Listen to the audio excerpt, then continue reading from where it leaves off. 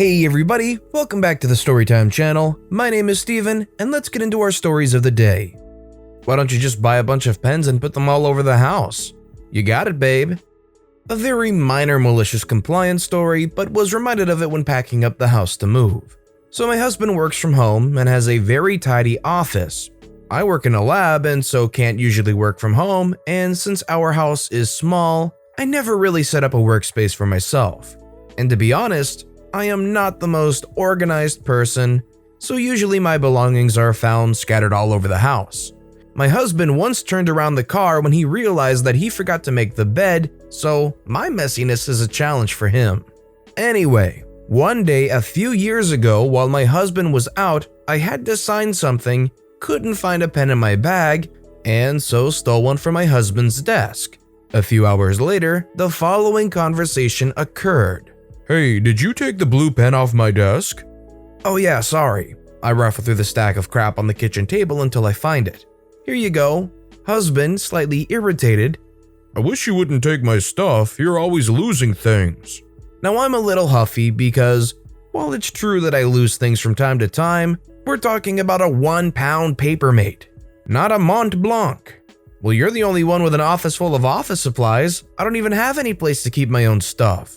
Well, why don't you just get a bunch of pens and put them all over the house with the rest of your stuff? Then even you'll be able to find them.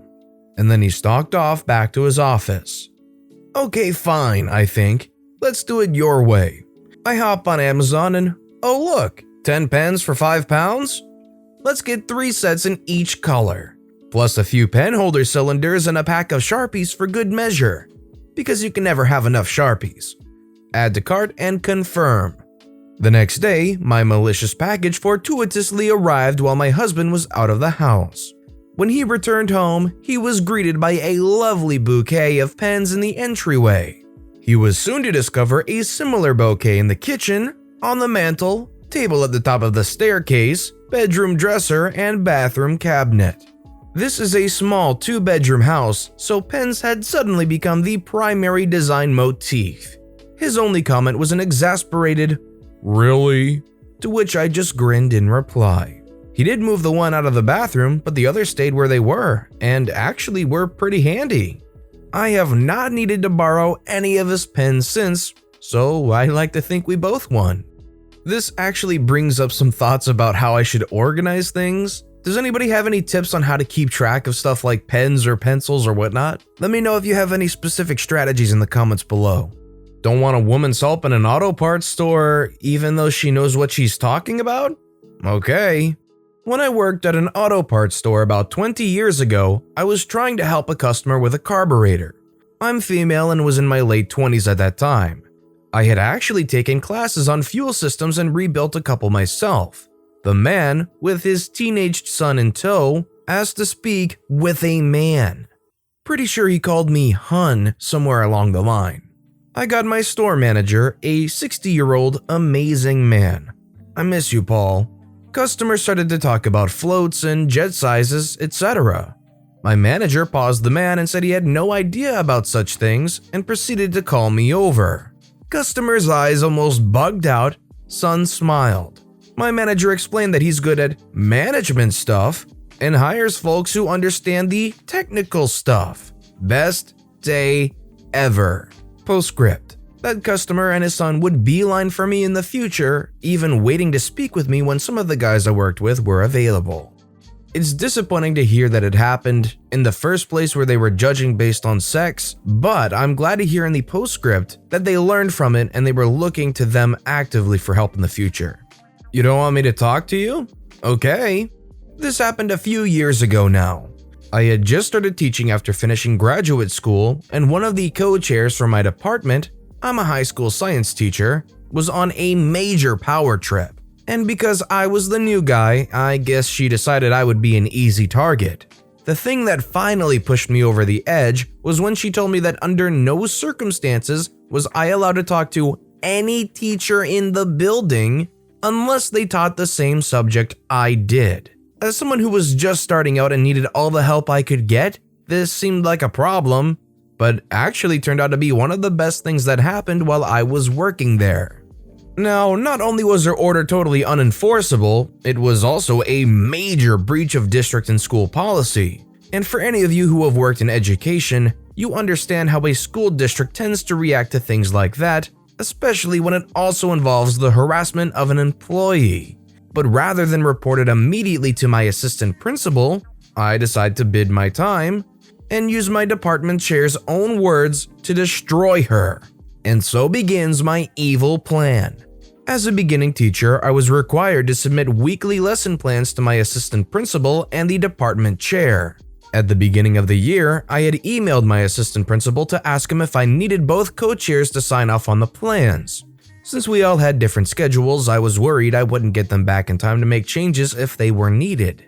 He wrote back saying that as long as he and at least one of the chairs signed off, there were no problems. With the email in hand, I had everything I needed. I continued submitting my lesson plans to the assistant principal and the other department chair as I had been, but took the others' names off my emails. My lessons continued getting approved and everything was fine for a month or two. Then I get a call to report to the assistant principal's office because he needs to speak with me. I walk in and there she is, standing next to his desk with this smug, poop-eating smirk on her face. Before the assistant principal, who we both report to, can say anything, she starts demanding to know why I haven't been submitting my lesson plans and insists that the assistant principal write me up and take disciplinary action immediately for my failure to follow policy. He tells her that I have been submitting all of my lesson plans on time and pulls them up on his computer to show her the email chain between us. She turns to me, her face turning redder and redder. I thought that vein bulging in her forehead was going to burst. Then I demand you write him up for not communicating his lessons with me as per policy. I'm the department chair. That's when I made my move. As innocently as can be, I say to the assistant principal, "But I don't understand the problem. I did exactly what she told me to." She looked like she was about to have a stroke. In her best, "I want to see your manager" voice, she says, "And when exactly did I tell you not to send your lessons to me?" Me, still ignoring her and as calm and respectful as can be, "Well, I was told that I was only allowed to speak to teachers that teach the same subject I do. I teach biology and so does the department chair I've been submitting lesson plans to. My other department chair," I gestured at her, still not looking at her, "teaches earth science, which isn't my subject. So it was my understanding that I wasn't supposed to talk to her." For a full 10 seconds, you could have heard a pin drop in that room. Both of their jaws dropped. The assistant principal was the first to recover. He turned to her and asked, "Sounds to me like he followed your instructions to the letter. Instructions that you and I are going to have a serious talk about." She goes white, realizing how much trouble she's in. At this point, both myself and the assistant principal are trying desperately not to start laughing. She rounds on me. "Why, you little smart butt," me cutting her off. "I'm sorry, but I'm not supposed to talk to you." She screams like a banshee and storms out of the office. My assistant principal is laughing so hard he can barely breathe, and I go and have my lunch. But she did get her wish. There was disciplinary action taken. After the harassment, the violation of policy, and storming out of the office, which caused a scene in front of several parents and students, she was removed as department chair. She lost her authority and the extra pay that came with it. I was brought homemade muffins and a thank you card from the rest of the department for getting us all out from under that witch. And you know, I never did bother to ask if I was allowed to talk to her after that. This person was on such a major power trip that they started making rules that were blatantly against policy. They were doomed to fail. You want the HOA to enforce the rules? I live in a small subdivision that has a homeowners association. You've all heard horror stories about HOAs, but this one is actually really relaxed in the compliance department. The HOA is still ran by the developer and the management is outsourced to a third-party company. So no head of the HOA Karen that lives in the neighborhood constantly monitoring everything. We do, however, have a private Facebook neighborhood group. My neighbor is a complainer. He always complains about the ineffective HOA because people have installed sheds and above-ground pools. While these things are discouraged, they are allowed with ARC approval. Basically, email the management company a modification request with the specs and pictures and they approve it. So all the stuff he is complaining about has more than likely been approved by the HOA management company. I don't think my neighbor is aware of this because he complains about it every few months like clockwork. So earlier this month, I noticed my neighbor and a few other houses in the neighborhood had put out political yard signs in their yards. According to the HOA covenants, this is prohibited as there is no approval process. It's just not allowed. So I emailed the guy at the management company that handles our HOA to let him know. He emailed everyone that day to remind them that yard signs are prohibited and gave everyone 7 days to remove them before they get a violation. My neighbor posted last week about receiving a violation in the mail. He was pissed. But hey, he wanted an effective HOA, right? This is unrelated to the story, but personally, I am so against HOAs. The communities are nice and the areas look good, but I wouldn't be able to stand giving money to people who tell me what I can or can't do with my house. You would like a man to help you? A few years ago, I worked in the electrical department of a big box home improvement store. At the time, I was in my mid-40s, female, and had been with the company about 15 years. I also had worked in construction before being hired there and had helped my dad build a couple of houses. I didn't have a background in electrical, but over the years had asked a ton of questions of the electricians who shop there and did a bunch of research on my own. So I was fairly well versed in basic knowledge and knew the products we carried and how to use them. One day, in struts Mr. I'm an engineer with his doting wife on his arm. I'm the only one in the department and I'm working through customers as best as I can. Finally, I get to Mr. Important and he proceeds to ask me some technical type questions regarding wire sizes and conduit fittings. His questions reveal that he knows less than he thinks he does, so I ask him for clarification so I can get him what he needs. He puffs up his chest and insists that he knows what he's doing and to just find him the non-existent product. The 3 or 4 other customers in the aisle have now edged closer and are enjoying the exchange. Mr. Important then says the magic words. Is there a man I can talk to? Of course, I say. Just give me a minute to get someone for you. I walk out of the department, find the nearest young male lot associate, tell him what's up and send him off to help the VIP. I call the assistant manager for backup for the young man and go on my break. Fallout. Assistant manager took me aside when I get back to gently chide me for my actions. Apparently, lot guy shows up and tells the customer that he knows nothing about electrical, and when I get back from break, he will ask me, since I am the most knowledgeable person in the department. Customer who witnessed the exchange, who was a regular, tells Mr. VIP that he is an idiot and that said part doesn't exist, and that what he wants to do is against local code, which is what I told him to begin with, minus the idiot part. VIP stomps out in a huff, adoring wife following behind. This isn't the first or last time I have done this. Usually it's not so dramatic and it's a little old lady looking for light bulbs. The lot guy I found was someone I knew wouldn't care if the customer was a jerk. He thought it was hilarious. All I'm gonna say is I'm glad this sexist guy ended up just having to walk out frustrated with nothing. How I successfully ruined my brother's week using his own rules. So since I can remember, my brother has always hated people going into his room, even for entirely reasonable things like collecting laundry and stuff. It doesn't help that he's incredibly messy and disorganized, so if he lost something, you could expect to be thoroughly grilled on whether or not you might have gone in and taken it, even if he knew he probably lost it. So anyway, down to the story. My brother has what seems like hundreds of alarms set every morning, and I mean too many to count. He's a very heavy sleeper, so he needs multiple alarms to wake up. So anyway, one weekend he was going away on a camp. So the morning after he left, I'm woken far earlier than I would have liked by dozens of alarms going every 5 minutes or so. So I go to his door and tell his Google Home, which he uses to set his alarms, and tell it to cancel home because obviously I couldn't just go in and unplug it, now could I? When he gets back, I tell him what I did. He asks why I couldn't have just unplugged it, and I stated his rule to him. He just shrugs and forgets about it until he forgets to reset them for the next day and the next, causing a chain reaction until he finally resets them all.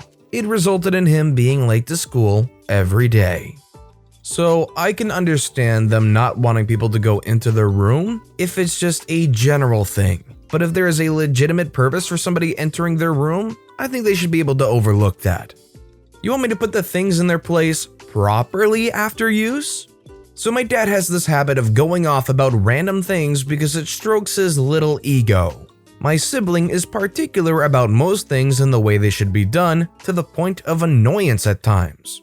Once, and it only happened once, I forgot to plug in the laptop that all of us share because we aren't that rich. And my sibling had to use it urgently the next day, but it was low on battery, so they had to keep it on charge while using it. Not a really big deal, but being particular, to them it was. Today, I took the laptop for some work, along with another thing from the room. My sibling half scolded, half shouted at me to make sure I charge the laptop afterwards and keep things in their place. They claimed I won't even check if the laptop is getting charged or not and just dump it in their room. My father joined them that I never keep things where they belong and other such stuffs. They both told me to put the things in their place properly after I use them. When I got done, it was 3 a.m. and they were all sleeping. I was taking care not to make too much noise. Then I remembered how they acted rudely for no reason. I understand I made a mistake once, but after that I made sure it never happened again. I turned on the big tube light, I made more noise than needed, and took my sweet time keeping things in the proper place. When my father and siblings shouted at me to switch off the light, I told them that I am keeping things at the proper place and need light for that. In the end, my father got up for a few minutes and my sibling was pissed. I feel really guilty for acting rudely, but I also feel happy to do this to them. If they're gonna go and blame you for everything and gang up on you, the worst they can do is deal with a little bit of light when they're trying to sleep. Today's my last. Okay. This is a quick compliance and you'll see what I mean, but I think this fits here. A few years ago, I was stuck in a poopy, albeit well-paid job. I was middle management and freaking hated it. My boss was a butthead who, while on a personal level was nice, as a boss was a horrible fit. So after working here, I got an amazing opportunity at another firm doing what I wanted to do. I walk into my boss's office and hand in my 2-week notice. He looks down and says, "Thanks, no need to stay, please get your things and leave." I was kind of shocked because I still had work that was complicated and important to the firm, albeit not something that he couldn't do himself, so I asked him to confirm that he wants me out and that as of this minute I don't work for the company, so he's firing me. He said yes, I'm not needed, and so I can leave immediately. So I calmly said, "Okay, great, can you please put that in writing so that I have a record that I'm being fired since you don't need me so I can file for unemployment?" Immediately you can see the blood leave his face and the realization of what his decision would do, and stammers out a, "What? Why? Why would you do that?" I say, "Well, I wanted to give 2 weeks so I can finish up my projects and hand them off. I was expecting that income and if I'm fired I won't get it, and because it's courtesy to provide a 2-week notice. Since you're firing me, I won't get paid, and the employment will replace a portion of my lost income." He says, "Stay here please, I'll be right back," and speed walks out of his office to presumably HR. I'm sitting there for about 20 minutes and my coworkers, who sit right outside his office, are cracking up. When he comes back, he says that I'm not being fired, but that today was my last day, and that I'll be paid for the 2 weeks. So for my last 2 weeks, I was able to get paid, go to happy hours, and relax, all because I maliciously complied for 20 minutes. Hey, enjoy your 2 weeks paid vacation, and enjoy your brand new job that was exactly what you wanted. But with that being said, that's all the stories we have for today. So what I want to know is, which of these stories was your personal favorite of the day and why? Let me know which story and why in the comments section down below. And thank you all so very much for watching and listening to the Storytime channel today. If you haven't yet, please consider subscribing and don't forget to turn notifications on so you'll never miss an upcoming video from the Storytime channel. Thank you all again so very much for watching and listening to the Storytime channel.